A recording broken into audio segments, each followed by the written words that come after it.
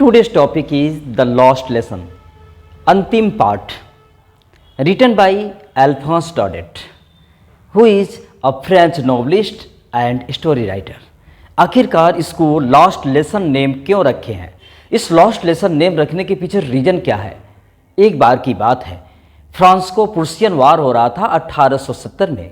युद्ध 1870 से लेकर 1871 के बीच चला और वहाँ पे प्रुशियन की सेना जो बिस्मार्क द्वारा लीड की जा रही थी, वह फ्रांस के दो डिस्ट्रिक्ट एल्सेस और लॉरेन को अपना गुलाम बना ली।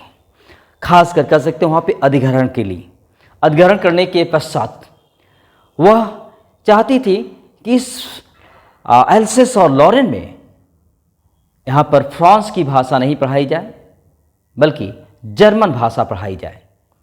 और वह दिन था जिसके 12 बजे के बाद, उस दिन के 12 बजे के बाद वहाँ पर फ्रांस का अधिकार बिल्कुल रूप से समाप्त हो जाना था और प्रुशिया का अधिकार वहाँ पे स्थापित हो जाना था।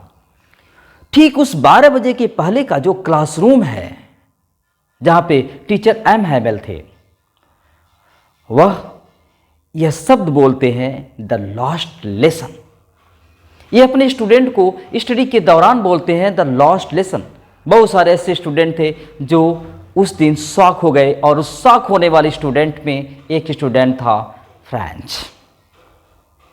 कहानी इस फ्रेंच नामक स्टूडेंट से स्टार्ट होती है जो अपने घर से स्कूल की ओर जा रहा है। यद्यपि आज इसको स्कूल जाने में काफ़ी देर हो चुका है।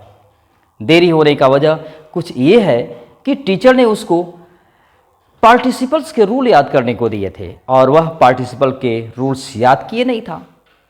सिंपल सी बात, आप समझ सकते हैं, आप सभी लोग स्टूडेंट इस बात को समझ ही सकते हैं कि जो स्टूडेंट जिस दिन होमवर्क नहीं पूरा किया रहता है, जिस टॉपिक को याद करने को टीचर दिया रहता है, याद नहीं किया रहता है, तो कोई न कोई घर पे बहाना करता है। सोचता है कि आज ना जाए तो ठीक रहेगा क्योंकि आज मार खाने से बच जाएंगे, अगले दिन जाएंगे, ऐसा सोचता है वो।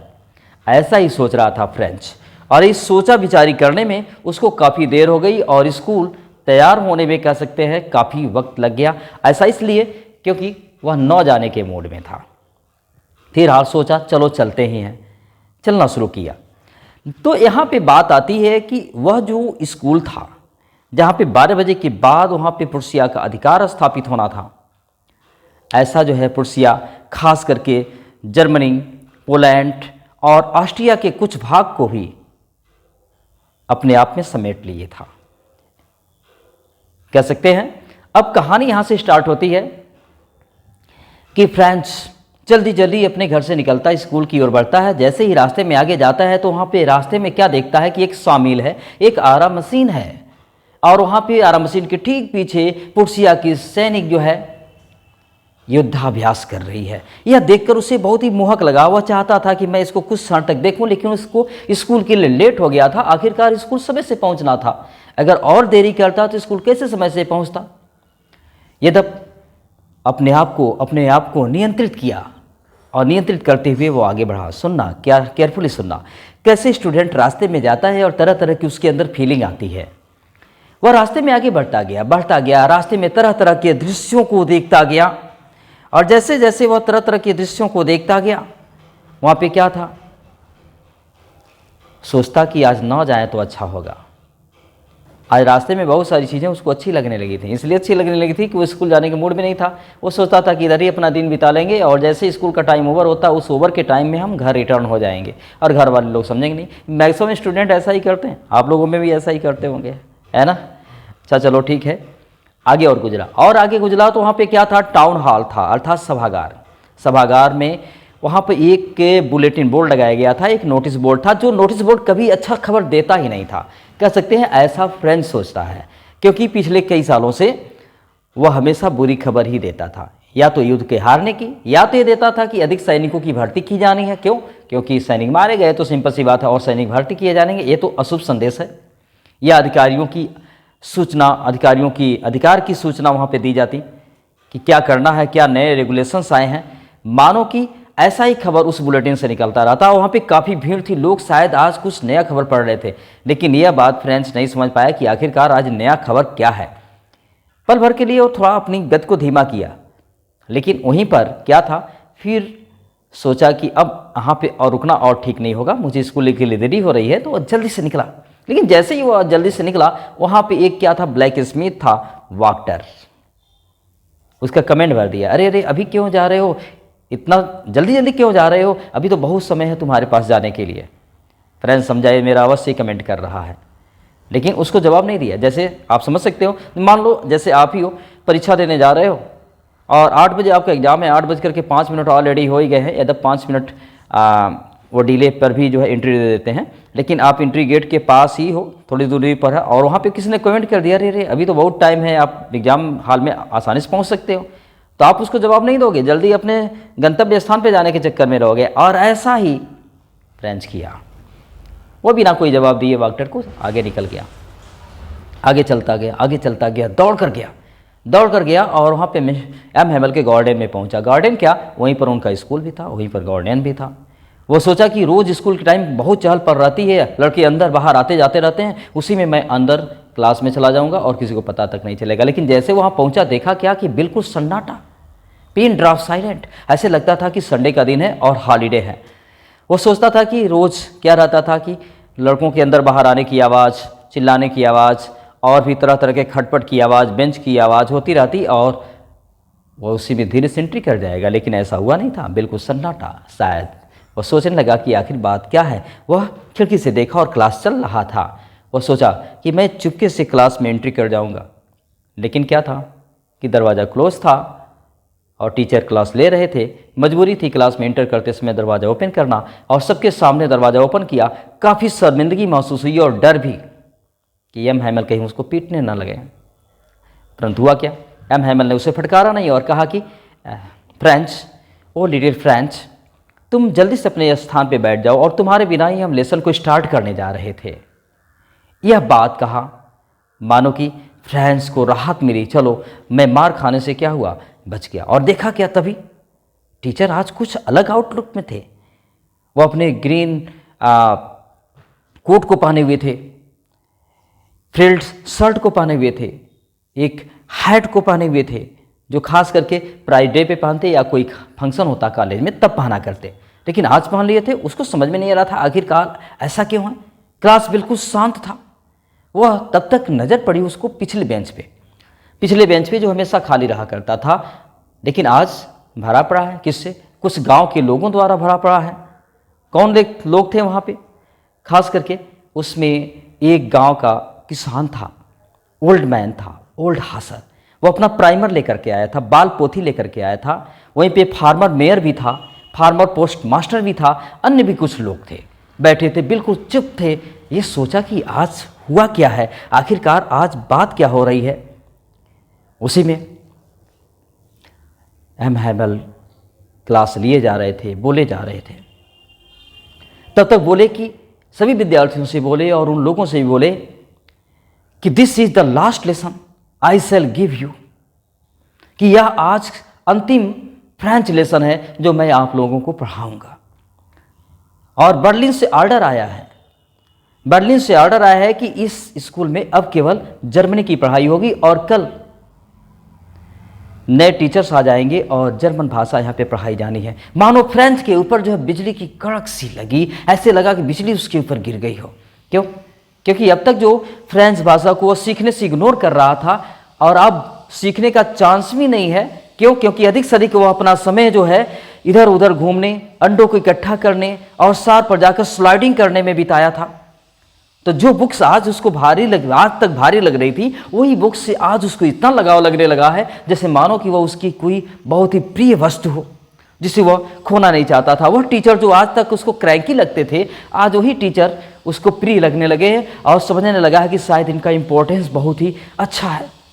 वह उस टीचर के प्रति अफसोस व्यक्त किया और सोचा उन लोगों के बारे में जो पिछले सीट पर आकर बैठे थे। ध्यान से सुनना, जो पिछले सीट पर आकर बैठे थे, शायद वे लोग टीचर का धन्यवाद देने आए थे और धन्यवाद देने आए थे इस देश को जिसके साथ उन्होंने इतना समय बिताया था। अब अफसोस की, अब अगले पल उनके साथ रहने वाला नहीं है। इस बात का उन्हें दुख भी था, अफसोस भी था, लेकिन वह कर क्या सकते थे। क्लास चलता रहा। तब तक उसी बीच जो है टीचर ने फ्रेंच के नाम को पुकारा। फ्रेंच कहता है कि मेरा नाम पुकारा गया और शायद मुझे पार्टिसिपल को रिसीट करना था। मैं सोचा कि पूरे कॉन्फिडेंस के साथ मैं पार्टिसिपल को रिसीट करूंगा। वो उठा, आत्मविश्वास के साथ उठा, लेकिन तभी देखा क्या कि जैसे वो स्टार्टिंग किया शुरू के शब्दों में ही मिक्सअप हो गया। कह सकते हैं जल्दबाजी में या शायद घबराहट में वह ऐसा न कर सका, अर्थात वह बोल ना पाया। लेकिन कोई बात नहीं है, टीचर ने उसको फटकारा नहीं। टीचर ने कहा जैसा कि तुमने नहीं सीख पाया है इसमें सिर्फ तुम्हारी गलती नहीं है। एल्सस के लोग भी ऐसे हैं ना, हर बात को कल पे टाल देते हैं कि आज नहीं वो कल करेंगे, सीखने की बात भी कल करेंगे। और टीचर्स के अलावा जो स्टूडेंट्स हैं वो भी यही काम करते हैं। कुछ टीचर्स भी अपनी भी वो दोष दिए, उसके पेरेंट्स को भी दोष दिए, क्या कि तुम्हारे पेरेंट्स भी तो हैं, वो चाहते हैं कि स्टूडेंट जाए, उनके बच्चे जाएं, शामिल पे कुछ काम करें, एक्स्ट्रा पैसे आ जाएं। अपनी भी दोष दिए कि जब तुम लोग पढ़ने आते हो तो मैं भी कभी कभी तुम लोगों को गार्डन में पानी डालने के लिए लगा देता हूँ, कभी खुद ही फिशिंग करने जाता हूँ, छुट्टी कर देता हूँ। ऐसे में पढ़ाई कुछ पोस्टपोन हो जाती है, उसमें बाधा आ जाती है। लेकिन फिर हाल क्या, एम हेमल आगे बोलते हैं, वह कहते हैं कि ये जो कुछ आजकल सिचुएशन है, ये सिचुएशन सिर्फ हमारे आलस्य का है। और यही वजह है कि दूसरे लोग हमारा मजाक बनाएंगे और वे कहेंगे कि देखो ये फ्रेंच भाषा फ्रांसीसी है और इनको फ्रेंच भाषा नहीं आती है, अर्थात फ्रेंच भाषा इनको पता तक भी नहीं है, फिर हाल कैसे फ्रांसीसी हैं, शायद वे हम पे कमेंट कर पाएंगे। वह कहते हैं तुम्हें पता होना चाहिए कि फ्रेंच लैंग्वेज इस दुनिया की सबसे सुंदर लैंग्वेज है, the most beautiful language, the clearest and most logical language है, ऐसा उन्होंने बोला था। फिर देखा क्या, और कहता है कि जब किसी भी देश को गुलाम बनाया जाता है सबसे पहले उसकी भाषा पे अटैक किया जाता है, क्योंकि लोग उसकी भाषा को भूल जाएंगे और आने वाली पीढ़ी में क्या होगा कि वह भाषाएं लोग बोलना शुरू करेंगे जो ऑलरेडी जो प्रभावी देश है अपनी भाषा वहाँ पे लॉन्च किया रहेगा, और इस प्रकार से अपने मूल अस्तित्व को भूल जाएंगे और जैसा कि नए रूल रेगुलेशंस बनाए जाएंगे उसी के अनुसार लोग कार्य करेंगे। और इस प्रकार से कह सकते हैं ऐसा वहाँ भी हुआ था। लेकिन टीचर एम हैमल ने ये बात कही थी कि किसी भी देश को अपने आप को बचाए रखने के लिए, गुलामी के बंधन से मुक्त रखने के लिए अपनी भाषा को संभाल करके रखना चाहिए। ठीक उसी तरह से होती है जैसे कि किसी को किसी कारागार में बंद कर दिया जाए और उसकी चाबी उसी को सौंप दिया जाए, अर्थात हमारी भाषा ही हमारे गुलामी के बंधन से मुक्त रखने की मूल की है। अगर ये हमारे पास है तो हम अवसर पाते ही गुलामी के बंधन से मुक्त हो सकते हैं, ऐसा बात उन्होंने कहा था। आगे भी बात है कि जैसे ही ये बात उन्होंने कह दिया, व्याकरण की पाठ पढ़ाना शुरू किया और ये बताता है कि फ्रेंच की व्याकरण की पाठ इतना केयरफुली उन्होंने पढ़ाया और कितना केयरफुली हम उन्होंने सुना, जैसे लगता था कि हर चीज़ हमें समझ में आ रही। ऐसा इसलिए क्योंकि बिल्कुल एक कॉन्सेंट्रेशन में हो गया था और इससे पहले इतना कॉन्सेंट्रेशन में वो कभी रहा नहीं। आज वह पढ़ने की वैल्यू को समझ गया था और समझ गया था कि कैसे अच्छे तरीके से पढ़ाई की जाती है, लेकिन अब उसके पास कोई समय नहीं था। फिर व्याकरण की पाठ खत्म हुई, राइटिंग का कार्य शुरू हुआ और राइटिंग करने के दौरान टीचर एम हैमल जो थे अलग कॉपी लाए थे, कई कॉपी लाए थे, कई प्रतियां लाए थे जिस पे लिखे थे France else's France else's France else's, और सभी स्टूडेंट को डिस्ट्रीब्यूट किया। ऐसे लगता था कि मानो अब फ्रांस का फ्लैग हो जो हर एक स्टूडेंट के पास हो, उसके डेस्क के ऊपर हो। हुआ क्या, तभी सेम टाइम उनके छत के ऊपर मानो उनकी सिस्टर जो है सामान को पैक कर रही थी, उसकी खटपटाहट की आवाज़ आई। वहीं छत पे कबूतर भी थे जो गुटरू कर रहे थे। और फ्रेंच सोचा कि शायद ऐसा भी ना हो कि यहाँ के लोग जो है कबूतरों को भी जर्मन भाषा सिखाने के लिए फोर्स कर दें, क्योंकि बच्चों की बात है ना, बच्चे ऐसे सोचते रहते हैं अक्सर। तभी क्या हुआ कि एम हैमल जो थे वह अपने हिस्ट्री की लेसन को स्टार्ट किए और हिस्ट्री के लेसन के पढ़ने के दौरान जो है बहुत कुछ उन्होंने बताया। और तभी वहाँ पे छोटे छोटे बच्चे जो थे ना वो अपनी प्राइमर बुक लिए हुए थे, बाल पोथी लिए थे, बा बेबी बू कर रहे थे। और वहाँ पे ओल्ड हासल जो था ना वो भी अपने चश्मे को पहन लिया था और वो अपने बाल पोथी को खोल लिया था, वो भी बा बेबी बू कर रहा था। फ्रेंच कहता मुझे तो हंसी आ रही थी, लेकिन हंसा इसलिए नहीं क्योंकि उस वक्त सिचुएशन नहीं था, हंसता भी कैसे। बात आती है फिर क्या होता है, तभी क्या होता है कि चर्च की 12 बजे की घंटी बजती है प्री की, और वही 12 बजे का समय ऐसा समय था जब वहाँ पे फ्रांस का अधिकार खत्म होना था और प्रुसिया का अधिकार वहाँ पे स्थापित होना था। एमएमएल समझ गए कि वह समय आ गया है कि अब हमारा यहाँ से हमारा प्रस्थान करने का समय आ गया है। अर्थात वह उस समय काफ़ी इमोशनल हो गए, बहुत ही इमोशनल हो गए। तभी वो सुने कि सैनिक वहाँ पे प्रुसिया की सैनिक रनअप करने लगी गलियों में, मानो कि चारों तरफ अपना अधिकार जमाने के प्रति जो है अलर्ट हो गई। और एमएमएल जो थे काफ़ी इमोशनल हो गए। वो बोर्ड की तरफ मुड़े और वहाँ पर उन्होंने लिखा, बड़े बड़े अक्षरों में लिखा, vive la France, vive la France. It means France जिंदाबाद, फ्रांस जिंदाबाद। ऐसे इमोशनली भाषा में बोले और अपना मुख बोर्ड की तरफ छिपाए रखे, मानो कि वो अपने इमोशंस को स्टूडेंट को दिखाना नहीं चाहते थे कि वह कितना दुखी हैं। और इसी के साथ इशारा में बोलते हैं, स्कूल इज डिसमिस्ड, कि स्कूल डिसमिस किया जाता है। इशारा किए, अब तुम जा सकते हो। यह लेसन क्या हमें मैसेज देता है? मैसेज यही देता है, आफ्टर ऑल मैसेज देता है कि हमें अपने देश की मूल भाषा को हर वक्त अच्छे तरीके से सीखना चाहिए, क्योंकि अगर हम अपने देश की मूल भाषा को सीखते हैं और मूल भाषा पे अपनी पकड़ बनाए रखते हैं तो इस पर बाहरी लोग अगर अतिक्रमण भी करते हैं, बाहरी लोग अपना राजस्व स्थापित भी करना चाहते हैं, तो ऐसे समय में जैसे हम लोगों के अनुकूल परिस्थिति बन जाएगी, हम फिर अपने राज्य को, अपने देश को उनसे छीन सकते हैं, उस पर अपना अधिकार जमा सकते हैं। इसलिए भाषा की पकड़ अवश्य होनी चाहिए। लास्ट लेसन यही मैसेज करता है। आप इस समरी को सुन सकते हैं, इसका डिटेल डिस्क्रिप्शन बॉक्स में है और इसके नोट्स के लिए आप ग्लोरियस क्लासेज महाराजगंज ऐप को लोड कर सकते हैं। उस पर बहुत सारे मटेरियल आपको फ्री में मिल जाएंगे। Thank you.